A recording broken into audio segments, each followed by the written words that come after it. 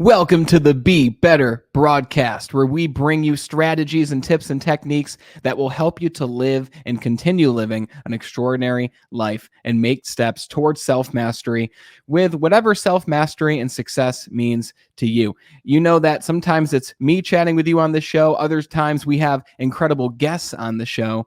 And today we have a very, very special guest to bring you, because this guest isn't just an expert in their field. This guest isn't just a dear friend of mine, but this guest is truly making waves in the networking world. She is a self-proclaimed Jedi of networking, and I can attest to that claim because it is absolutely true. Today, we're going to be talking with Christine Smith from Ripple Effects. Now, a little preface before we go into this. Christine is a dear friend of mine. We met closer to the beginning of this year doing the Level Up Your Business events, which you might have heard about. And Christine and I have just bonded during that time. We've been running that business. She's joined a few of our programs. I've gone to a couple of Ripple Effects meetings. And let me tell you, you might have an idea or a preconceived notion of what networking is, but you have no idea what networking truly is until you attend a Ripple Effects meeting, because they are different than anything you've ever experienced. So without further ado, today we're going to talk about why you must begin networking and how to network effectively.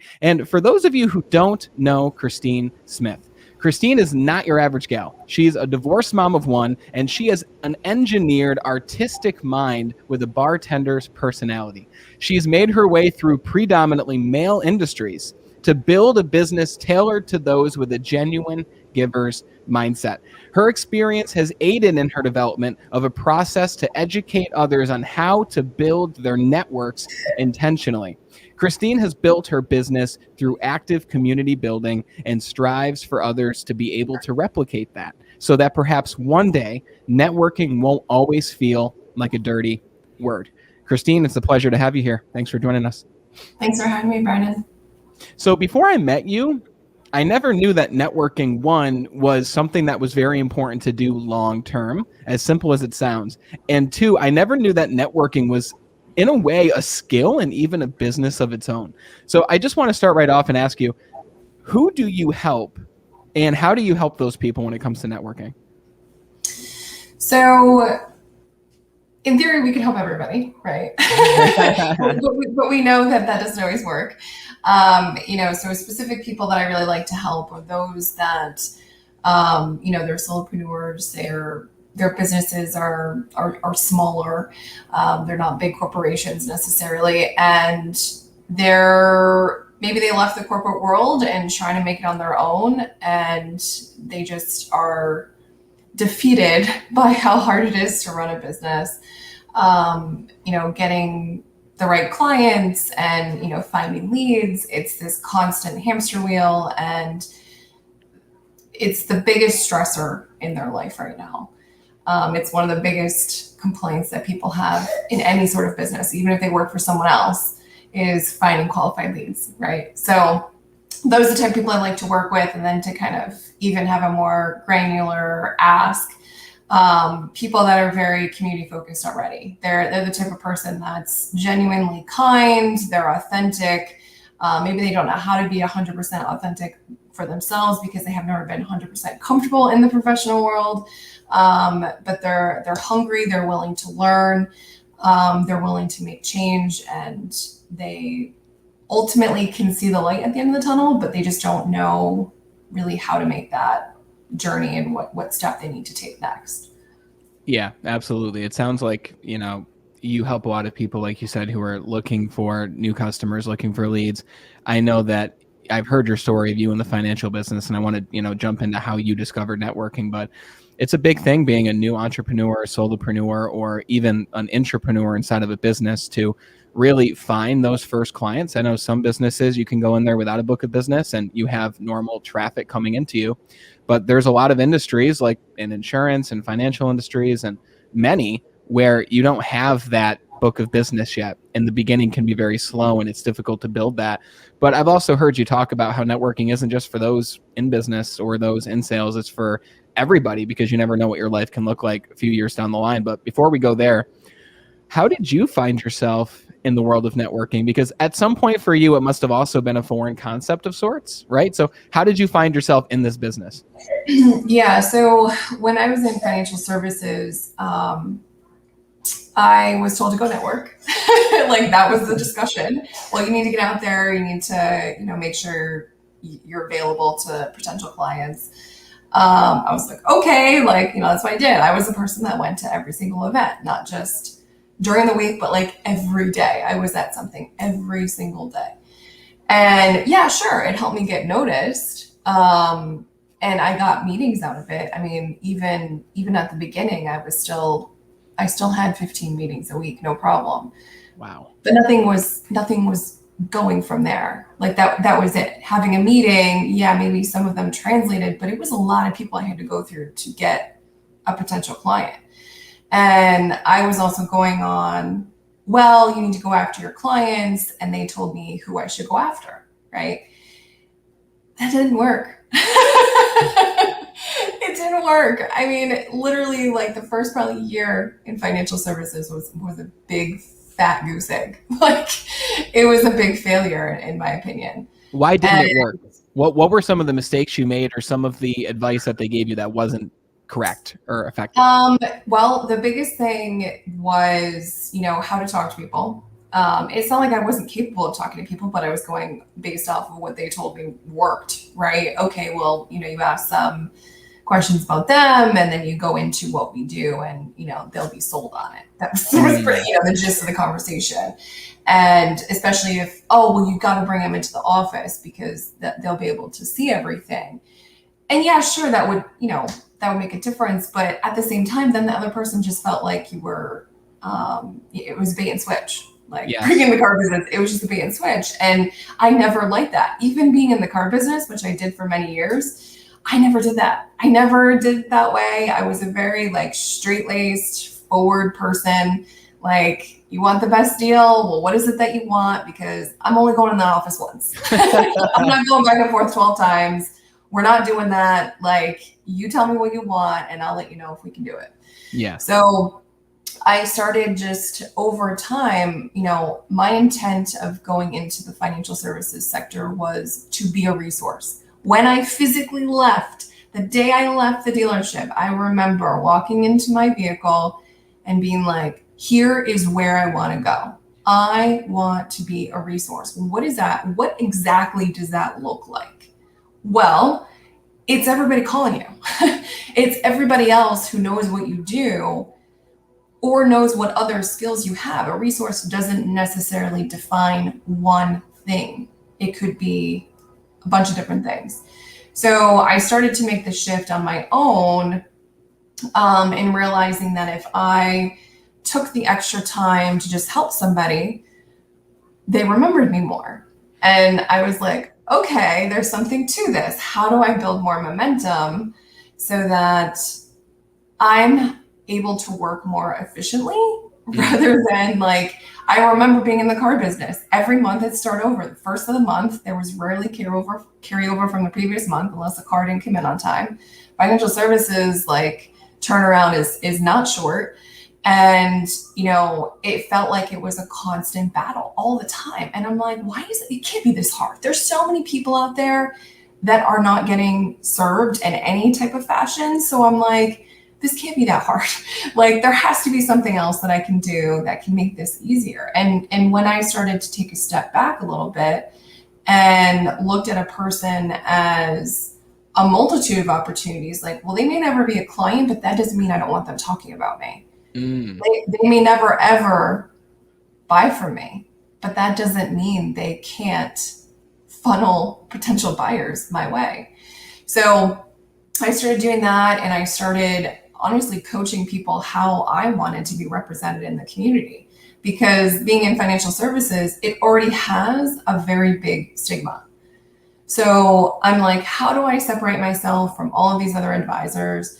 How do I, be outside of the box and it not be in a bad way? We want it in a good way. Not only can I help you solve some of your financial problems, but I'm going to give you access to my Rolodex, and I'm going to make sure we solve problems in these other areas as well. And it was amazing, like the 180-degree turnaround in my business when that started to happen.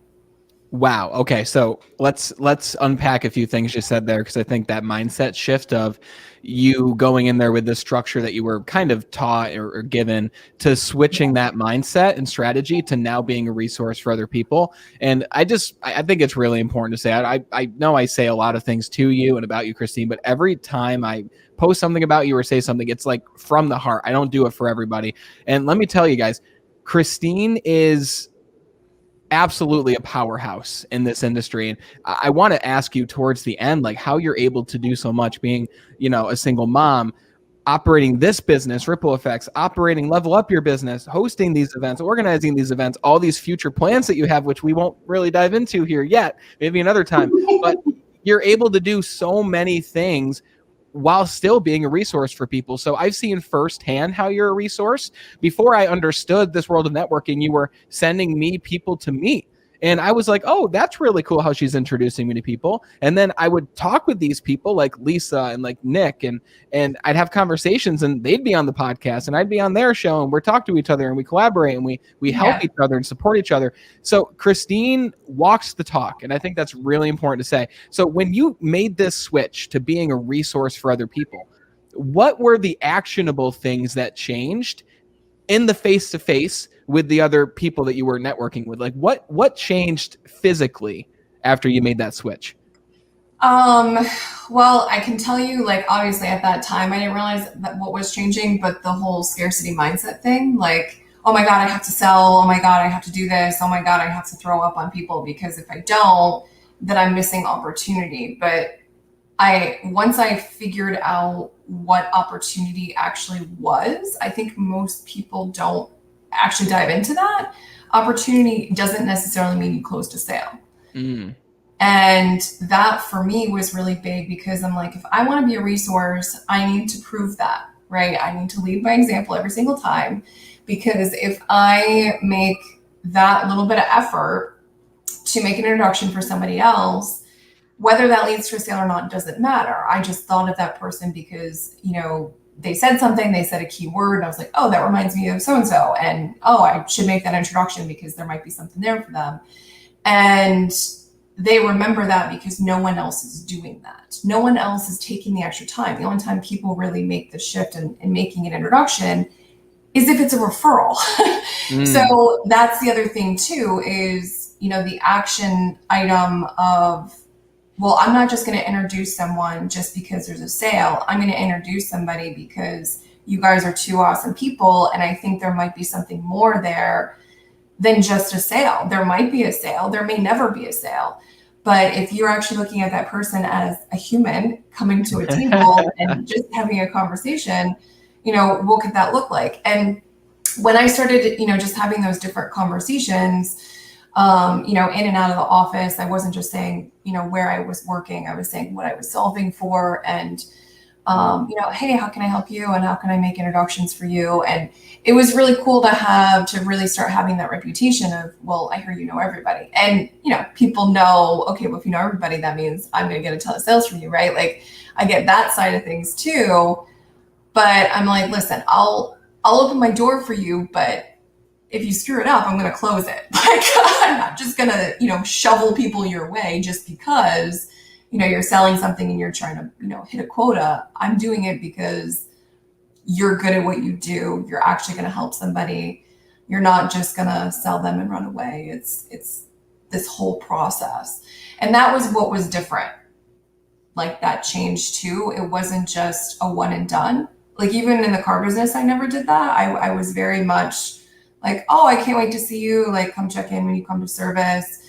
I would draw out like car anniversary cards for them. Like, I would do little doodles and send them out. And, this, again, the effort thing. And I remember like, hey, I know I can do this, but I can't do it the way that they're telling me to, because the way they're telling me to is what worked 20 years ago, 30 years ago.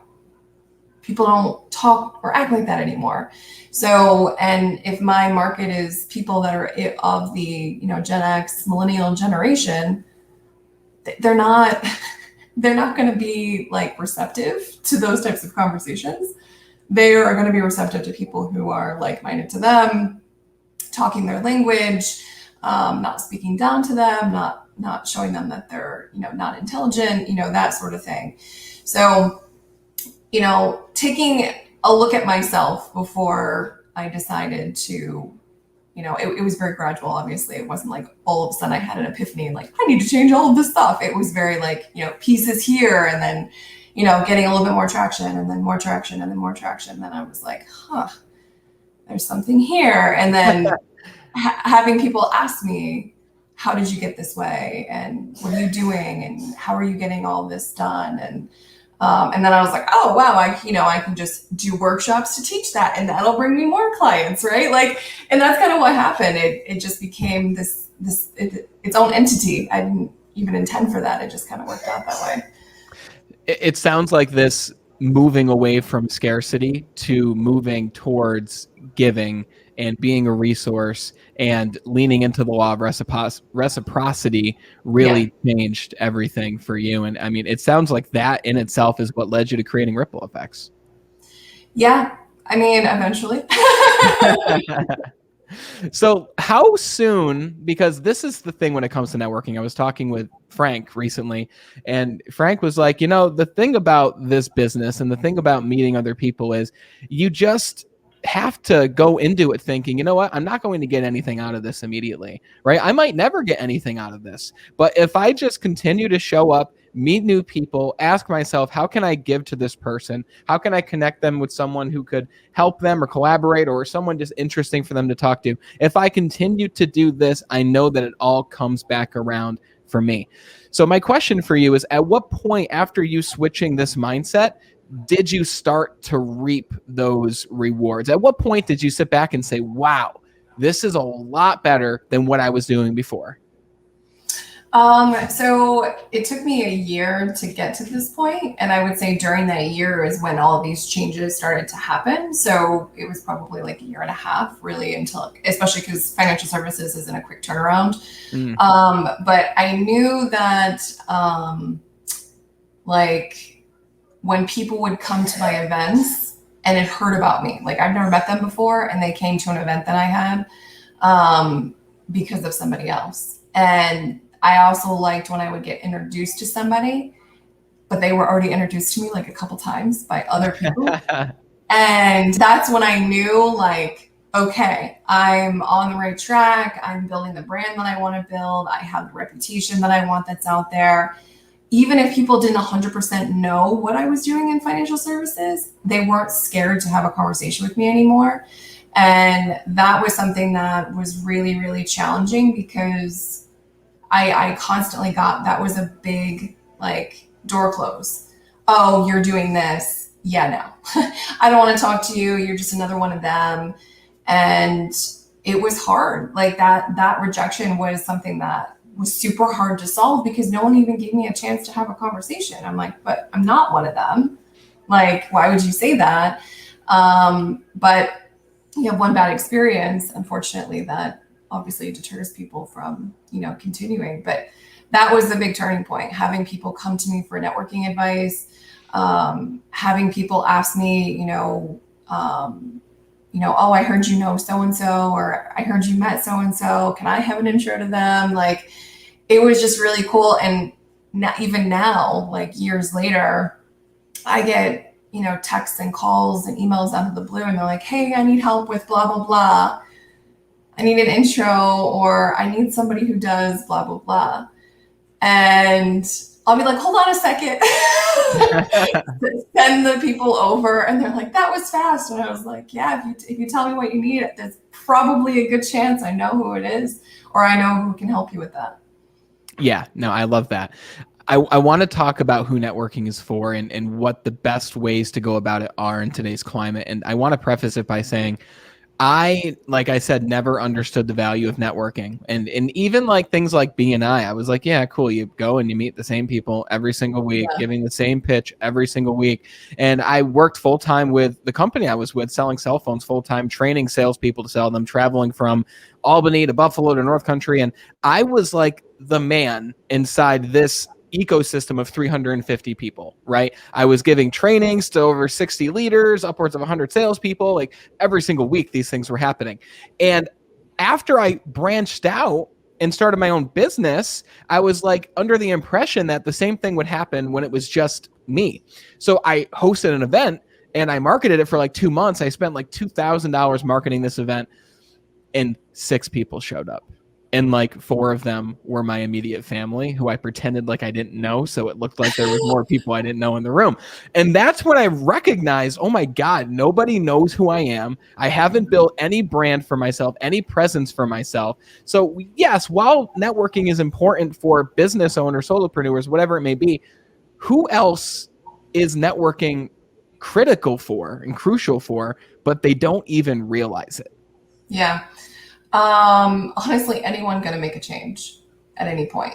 So I'm in a mom's club locally to me, and I literally tell the moms, I'm like, you need to be in networking, and they just kind of stare at me. They're like, what do you mean I'm not working? I'm like, it doesn't matter.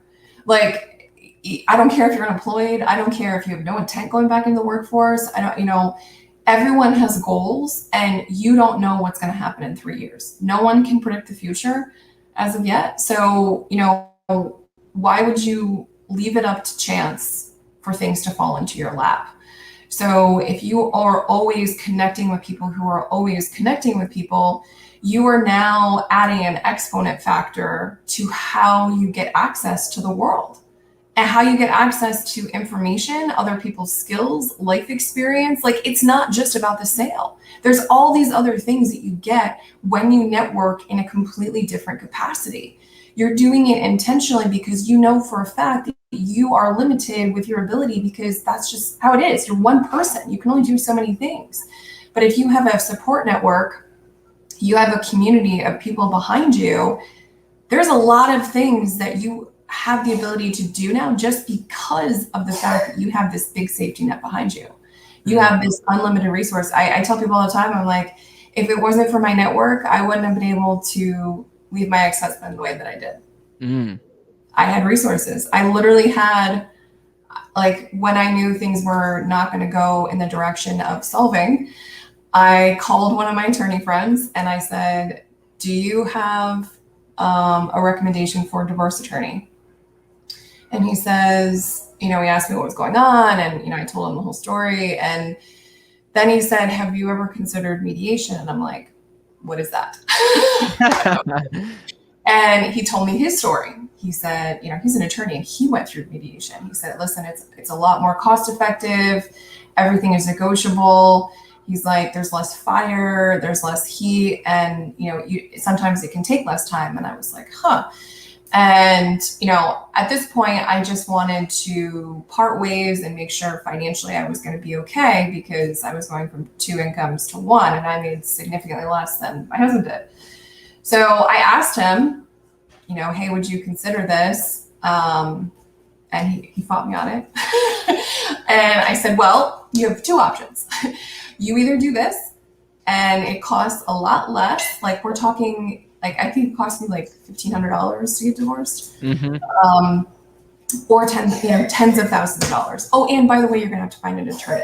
I have like 4. So wow. What do you want to do here? And he's like, we'll do mediation. I was like, okay. And it's fine. Like, we still had I still had an attorney look at the documents, right? But it didn't cost me anything, like, to have attorney friends of mine do that and look at it and say, hey, I just need your opinion. Can you just check this out for me? And make sure it's, it's okay. It's all okay. And it was really nice to be able to have that confidence to, if I ended up having to find a divorce attorney, I knew I had the resources to do that. Like, wow. Not everybody has that. And I think some people don't even know that mediation exists. So imagine, like, what this could change for people. And not everyone can do it, right? Because of just how they're fighting with their ex-spouse. But that was huge for me. Like, that was when I knew how valuable, like, my network was. It's incredible how it opened doors for you that you didn't even need to open at one point, but when the time came, that door was an option for you. Yeah. And I think what you said too about it's important for anyone who's looking to change, because that's everybody, right? I think change is automatic. It's happening whether we like it or not, right? The leaves are going to become beautiful and then fall off the tree, and it happens every single year. And the same thing for the seasons of our lives. But growth is not guaranteed, and growth is not automatic. And when I branched out on my own, I had no one who I could have reached out to. I didn't know anybody else in my space to talk about this with. And I remember I accidentally networked with a few people because I ran Facebook ads. They ran them. They reached out to me. We connected. And I didn't even know what that meant, to connect with someone. I just thought I was just having a conversation with him, right? Yeah. And now he's his name is Bogdan. He's from the United Kingdom. He's one of my best friends in this space. And I met him through him reaching out, understanding the value of networking. So this is the thing, though. And I know you run into this all the time. You've got the people in the Moms Club who they look at you and they're like, but I don't need to do that, right? You've got people who are in companies with secure positions. At least they think it's a secure position, right? And they're like, but how do I even begin? Like, networking is scary. I don't want to go to that event. I don't want to have to bring business cards. Like, how do they talk about themselves? Like, there's so many different directions we could go with this, but what is the best way for someone to begin networking in today's social climate? I mean, people are doing it already without realizing it. So, you're a part of a gym. That's networking, right? You're going and working out with people. Networking isn't always about passing professional information. It's not just telling people what you do, right?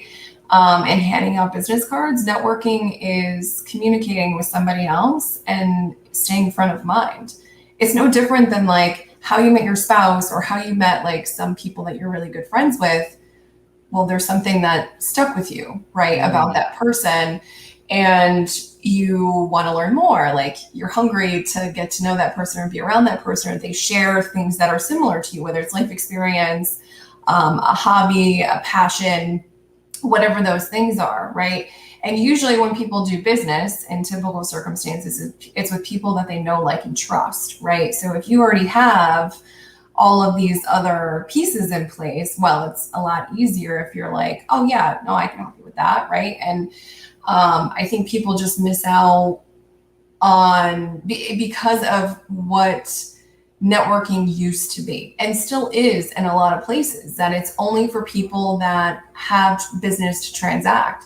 But just because you don't have business to transact right today, that doesn't mean you're not going to in the future. And you need to still have a brand.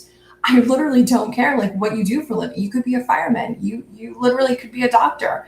But if there's at any point in your life where you're not going to be doing that, and you're going to be doing something else that might require people's attention,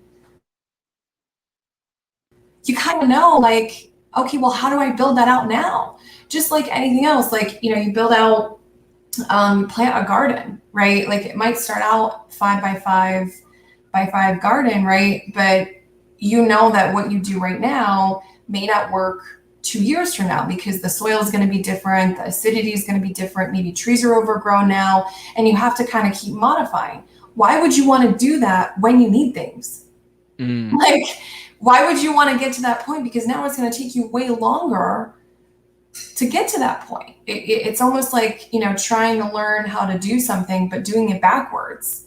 Well, obviously it's going to take you a lot longer, and it's going to be super like, you're going to trip and fall, and you're going to scrape your knee. And like, yeah, sure, you can say that's part of the process, but what if it didn't have to be like that? Wow. What if you can be around the right type of people, and people, like I said, people are doing it already. The Moms Club is a networking group. Yes. But it's just with other moms, right? It's not just with, like, there's moms that are trying to get back into the workforce. Well, if they've been out of the workforce for any period of time, like, they need other external resources to help them with that, to figure out, well, what are your skills now? You've been a stay-at-home mom, but that doesn't mean you don't have skills. And, there's a lack of confidence too, I think. And I hear it within my group sometimes. Oh, well, I haven't had meetings, or, I don't have any connections to offer. I'm like, you always have connections to offer. Wow. Up until today, just because you haven't met with people for a month or years doesn't mean you don't have access to people. Like, if you ask anybody on Facebook, post about their favorite pizza place, you're going to get a lot of response, right?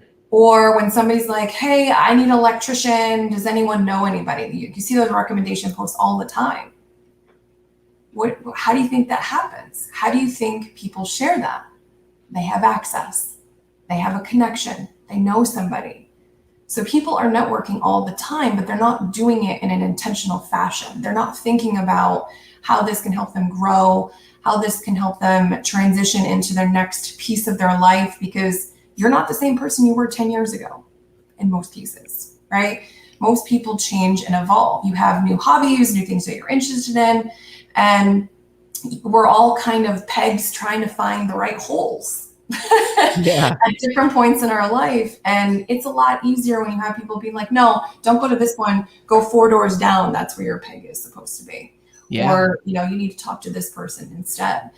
And it's hard to get across because it takes time, right? It takes a little bit of time, it takes commitment, it takes effort, but it doesn't have to be a ton of time. If you can find the right types of people that you want to be surrounded by, it does make a huge difference. And what I found too, as someone who was afraid of putting myself out there and meeting new people, I've always been more introverted by nature. What I found is networking is fun. Like when it's done in the way that you present it, right? When you do it intentionally, when you know how to talk about yourself and present yourself, it's like a game, because it becomes a game of, you look at your calendar and you've got 2 meetings with people who you haven't met yet, and it's like, oh my god, like, what don't I know about this person that I'm going to discover, and how is it going to change the way that I operate? How's it going to change the way they operate? What is this going to lead to? Like, what ripple effect is this going to create in the world, right? It becomes like a game. And I think you said it perfectly when you said it's from moving away from just thinking that you're going to a networking event to moving into an intentional mindset of, I'm always networking, right? And I think it's really important to touch on this, because a lot of people aren't very conscious of how they present themselves, right? They'll go out and they avoid people, right? And listen, honestly, when I go to the gym, I don't walk around and talk to people. Maybe I should, maybe I'll find ways to do that, right? Yeah. But when I go to the gym, like, I make it a point not to talk to people so I can listen to my podcast and lift the weights, right? But there are other places where I do like to talk to other people now that you introduced me to this world of networking. So I think the next place that we should go to here and move to is, okay, now that we understand that this is important, now we know that we should be doing it, now we have an idea of how we can do it. Now it comes to the point where, how do you present yourself? And my question to you is, how conscious are you of the image that you're putting out there in front of people, whether it's in social media, in person? Tell me about how you are when it comes to your image and the content you put out and all those things in terms of a brand. Yeah. So once I realized, how people are always watching. So, and I think people know that to a degree, but people are listening also. They're not just seeing you with their eyes, they're hearing you, they're feeling and sharing your energy if you're in the same space as them. And what is it that you want them to remember? Because memory is actually tied to either a sense, a feeling, or what's the other thing? Like there's specific things that your memory is triggered by, of a person or a place or a thing or whatever, right? So if I want to be that go-to person every single time, I need to make sure, well, not only am I staying front of mind, right? There's a reason why McDonald's still advertises. Okay, people are like, well, they don't need to advertise. I'm like, well, the day that they don't, it's not that McDonald's is going to just become dust, but other places that do similar things are going to have the ability to rise up, right? Because they're not staying front of mind as much. So same thing applies with an individual person. And you realize that, when you did an event and 6 people show up, which, by the way, that still happens to me, and I've been doing this a lot longer. Well, I spent $2,000 for a free event, so it's a little bit different. Yes. But I want to make sure that how people are hearing what I'm saying is actually being received the way I want it to be received. So people don't even realize when they are giving their elevator pitches or talking about what it is that they do, which is usually what we're talking about in these settings. A lot of people aren't even listening to that because they're just waiting for you to be done so that And I'm like, if they don't even remember what it is that you do, like you're a lawyer, you work in financial advising, like we're not even talking about the details. They don't even understand the concept. Do you think they're going to carry it to anybody else? No, it's not. They're not. We are all a bunch of raging toddlers running around, constantly distracted by butterflies and glitter and glue that we want to like, use for things. So, you have to do something that is going to cause a memory in somebody, a little seed that you can have implanted in someone's brain that they can either transfer to somebody else or they keep, and it's always in the front where they always can readily access it. And, with all of the things I do, events, social media, the next business that I want to do, I need to make sure that those things are staying front of mind constantly. If I decide to become a dentist tomorrow, I still need to make sure I have potential clients, right? I need to make sure that the transition went properly. And people are like, oh, well, you still do this. It's like, well, no, I'm transferring to this now, or yeah, I can still do that, or I can still help you with this other thing. And I don't think people are thinking about that. They're not thinking about, well, when I talk, what do people actually hear, see, smell, remember? And is it going to be something significant? Are they actually going to remember me versus somebody else? So I encourage people to test this theory and, not just ask friends and family, well, what do you think I do for a living? But ask people who you think are your center of influences. Do you know actually what I do? Can you just describe it to me very quickly? Because if it's wrong, that's a huge problem. Like, oh my God, people might be talking about you and it may not even be close to accurate.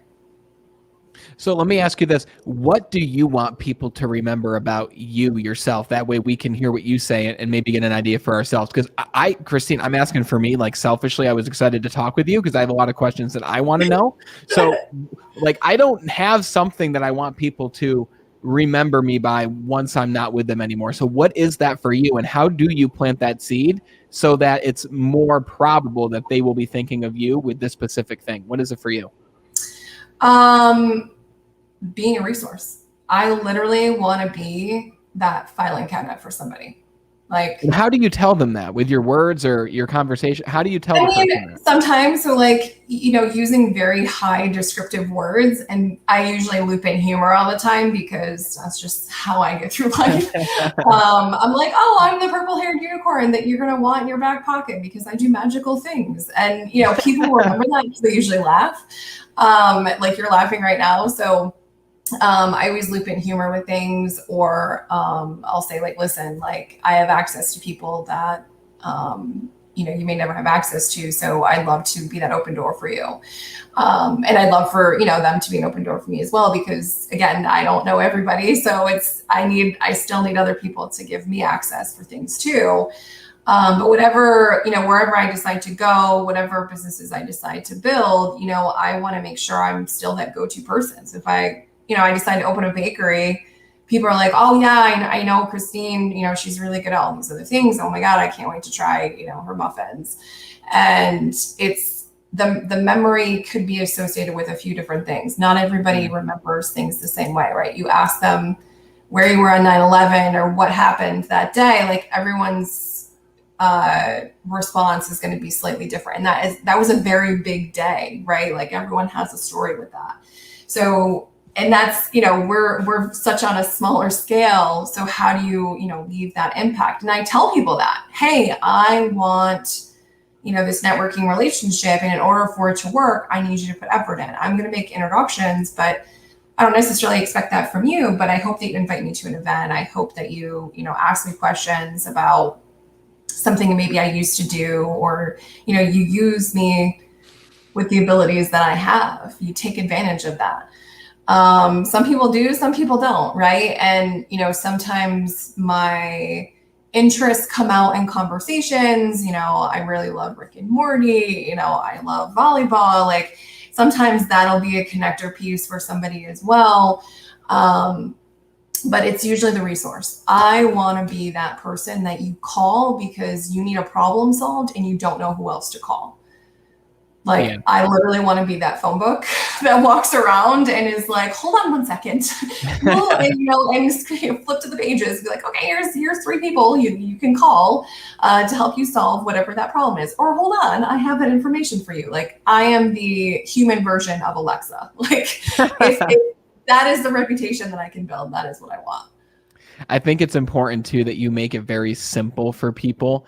Like Yes. I am a resource. Like that's like 4 or 5 very simple words. I remember asking people all the time, like, what do you do? Who do you help? And they're like, oh, well, I'm an engineer. And it's like, okay, well, there's 500 different kinds of those. So like, and then I Right. ask, oh, well, what's your day-to-day look like? And they give me another vague answer. And it's like, okay, well, I'm not going to be able to repeat what you do if it's not said to me and really spoon fed to me in simple terms, because while you might really know what you do, deep inside in your heart, you might not be explaining that to people the right way. And I like how you said test different messages and even then ask people. Like my mom still doesn't understand what I do. Maybe I should explain it to her in a more simple way, right? Yeah. So that you can explain it to people.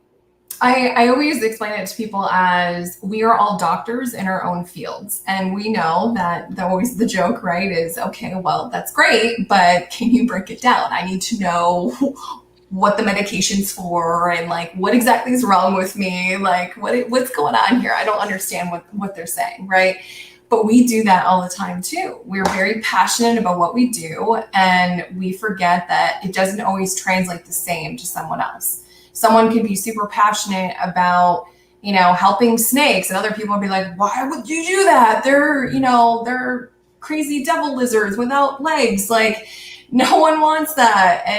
But if you can explain it to somebody, and like, so a 4-year-old can understand, or, a child can understand, like, it sounds silly, like, oh, why do you have to break this adult stuff down to a child level? But it's not your capacity. So you don't have an understanding. You need it broken down for you, or they need it broken down for them. It's never going to translate it. People will not say they don't understand things. They don't want to feel stupid. Yeah. They don't want to feel judged. So no one's going to say, well, what does that mean? Or can you explain that more? Like, you'll get an occasional person, but that doesn't mean that they understand. So you use terms that aren't typical. Like, I use a thesaurus. I can't even say that word. I use a thesaurus all the time because I am constantly looking for like synonyms of words that I use. I did this when I was in financial services. I never said I was a finance rep. Well, at the beginning I did. Oh, I'm a finance rep at XYZ company. I help people transform their financial lives. It's Yeah. that's gross, right? But what I started saying is, I work in financial coaching and I help people have a better relationship with money. And it stopped people every time. Every single time I would say that, they're like, wait, what? Because that's not something they typically heard from somebody like me in that business. So break it down, smaller words. You don't have to have a 30-second run-on sentence about how amazing your products and services are, because quite honestly, no one is listening to that right now. They don't want to hear those things. You got to make sure they understand the concept before the details can even be discussed. Yeah, absolutely. And I want to ask you so much, but there's one question that I want to personally know, because since I met you and have dived more into this world and I've met so many other people, it's difficult for me. I guess I don't possess the strategies yet to continue to nurture those relationships that I've built. So I'm meeting all these new people to the point where I'm like blocking out my calendar because I don't have the time. I can't make the time to meet more people. So it's like, okay, I'm going to dedicate this week to meeting people. But then I don't just want to meet somebody and not talk to them for a while.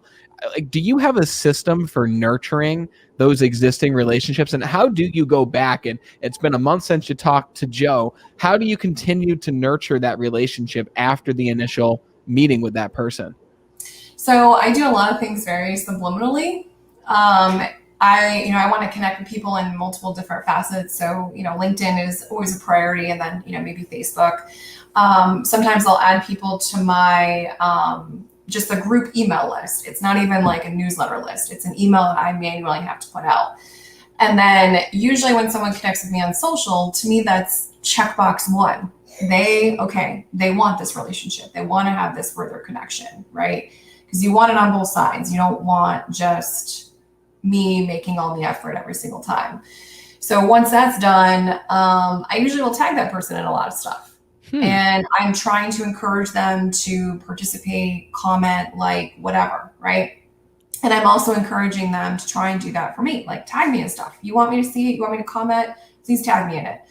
And if I start seeing that more, naturally you're going to remember that person because they're crossing your path all the time. Like I constantly get asked, like, how do you manage everybody? And I said, you can't. It's impossible. I don't care what CRM that you could possibly have. Sure, you can send out trickles of newsletters and emails and all that stuff. But I really vibe with the human connection. I really want that extra effort, and it has to be like an actual touch. Like somebody had to do this to get this thing to happen. It wasn't necessarily automated. And because I just found that the connection was a lot stronger in that regard, rather than, sending the newsletter that no one will ever open. Doesn't mean that those things don't work, but in this particular capacity, I really wanted to figure out, okay, if I'm sifting for gold, who are the people that are going to stay at the top? Who are the people that will never sift through because, the rock is too big to go through the little thing, right? So I am looking for my 20% constantly. So my 20% are those pieces of gold, those big rocks, right? Wow. So I need to do certain things to kind of figure out where people land. And some people move up and down in my little pyramid that I have. Not everybody is ready to be, in my community, in my network, to the degree that I need them to be. But maybe they work up to that, or I'm not in their 20% either, right? Like, I want people that are synergistically on the same page, and it's just easy. We invite each other to events, we come to each other's events, we support each other, right? Like, and that takes time in most cases. So these little things along the way, like, oh, I invite you to stuff, and you respond, oh yeah, I can't make it, but please send me to, invite me to the next one. But if I never hear from you, if I never see any sort of interaction with you, like, why would I continue interacting with you? Yeah. If you absolutely come to an event later on, great, now you're front of mind again, right? But until those things continue to happen, and this applies virtual or in person, it doesn't just have to be, physical, where I actually am touching the person or sharing space with them. I look at effort in a few different ways, and if they're not checking those boxes for me, why would I make the effort to have another meeting with you? Wow. Yeah, I appreciate you going into that. That's super helpful. You look for the gold, right? And then everyone else just, like you said, you categorize effort in different ways, but do your best to tag people, engage people, interact with their stuff. When you're publishing, tag them, invite them. I like that, because there really are, I've met a lot of people in the last 6 months, but there's still really 5 to 7 people that I really conversate with the most out of all of them. And everyone else, like, I'm happy to know them. Like, now I see them, and now they're not just a name on social media, but it's someone that I've actually had a conversation with. So yeah, that's super valuable. So I appreciate you going into that. So I wanted to ask you about ripple effects. All right. So let's talk about this project of yours now, this company that, I mean, your community just keeps on building. I'm a member now, right? I just went to the first Ripple Effects in-person event that I think you had in a while, right? So tell me about Ripple Effects, who should join it, and tell us all about experiencing the Ripple Effect. Yeah. So Ripple Effects started back in January 2020, right before pandemic, ironically. And it was after I had actually already been running strategic networking groups for quite a few years. But this was truly 100% mine with my partners. It wasn't just something I was doing for somebody else. And the difference between this versus other networking things that are out there is we're trying to help people be intentional with their time. So, you need to network forever. Like, I don't care if you're in business only temporarily, like, you need to network forever. But it actually needs to teach you how to build those habits and how to get rid of the not so good ones. So we want our members who obviously are open and mindful of change and trying to eliminate that scarcity mindset, And experiencing the ripple effect isn't just what that is. It's also having somebody connect you from another group because you met with them once, but because they have that mindset that, oh, I always want to connect quality people to quality people. You don't know what's going to happen out of that. And people miss the networking boat, so to speak, when you're only looking at leads. Our group is not just about leads. We want you to do business, absolutely, but that's not all there is. And business is one person or one company that you're going after. That's a lot of work for one thing that once it's signed, it's done. Now you're going to go after one thing again. I'd rather you go after somebody who's going to be a constant stream for you rather than just the one. So having that pooled resources, right? So talking about that community and having people that are like-minded to you, are constantly trying to support you with your business. Hey, what can I do to help you? How can I help you be better? Who can I connect you to next? That might be a good resource for you. And not just as a sale. So the big difference is, the effort that people put in ripple effects. You might get connections from people, from somebody that you met that's not even in a group that you're in, because they heard about you and what you were looking for because it was shared in another group. And that happens all the time. Like I'll pop into groups every now and then just to make sure things are running the way they should.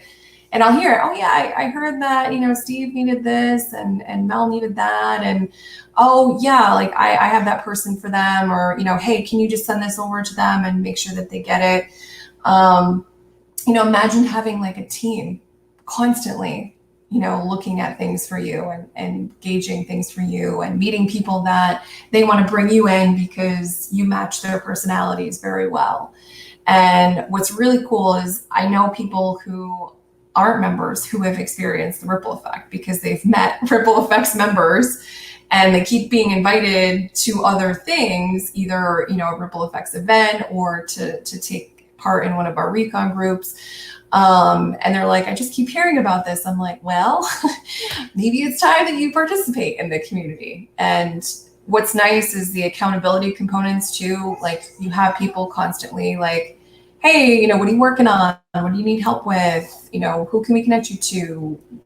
What are you looking to help somebody else with? And it's not just, oh, hey, let's come in here and swap leads and be done. It's, these people are front of mind. I'm talking with these people on a regular basis. I want them to be successful because I believe the more people I'm around that are successful, the more successful I'm going to be. It always naturally trickles around. So why wouldn't you want to be in a community that is the focus?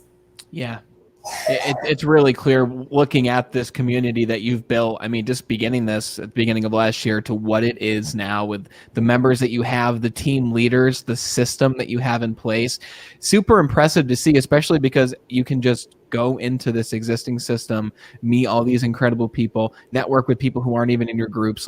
And the thing that I love most about what you do is you make it fun.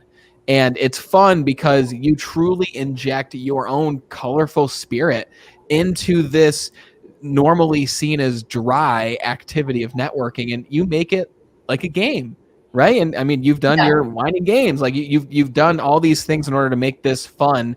And that, I mean, people remember what they're emotionally attached to, and that's why they remember what they were doing during 9/11. And you attach so much emotion to this normally dry activity, but you explained so well the benefits of it. I mean, we talked about how to do it. We talked about who it's for, which is for everyone. And like you said, it's a lifelong activity. So I'm really pumped to see where Ripple Effects goes. And for everyone who wants to learn more information and join this incredible community, rippleeffects.us. It's right in the description. Click it. The website's amazing. Christine lays everything out in detail for you.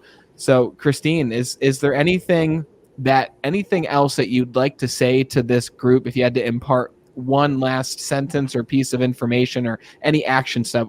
What would that be to end this up? I would say is to, live your life as intentionally as possible. Like, doesn't mean you don't fly by the seat of your pants on some days, but actually try and pave the path that you want to be on. I love that. Live with intention. Christine, it was a pleasure. Thank you so much for being the 100th episode on the Be Better broadcast. And again, rippleeffects.us in the description. Go check it out. Thank you so much for being on the show, Christine. Thanks, Brandon. What a conversation about networking and presenting yourself in a specific way, and a little bit about branding. And like Christine said, networking is for everybody, no matter what your profession, what your business, what it is you do. Go check out what Christine's doing with Ripple Effects, rippleeffects.us in the description. You just heard it. This is our 100th episode with the Be Better broadcast, and it was only made possible because of you, because you're watching this show. But more importantly, you're sharing this show with one person who could use this information personally, professionally, in their business, whatever it may be. Share this show with one person if you found any piece of advice in this show. And as always, thank you so much for watching. I'll talk to you next time. And until then, continue to be better.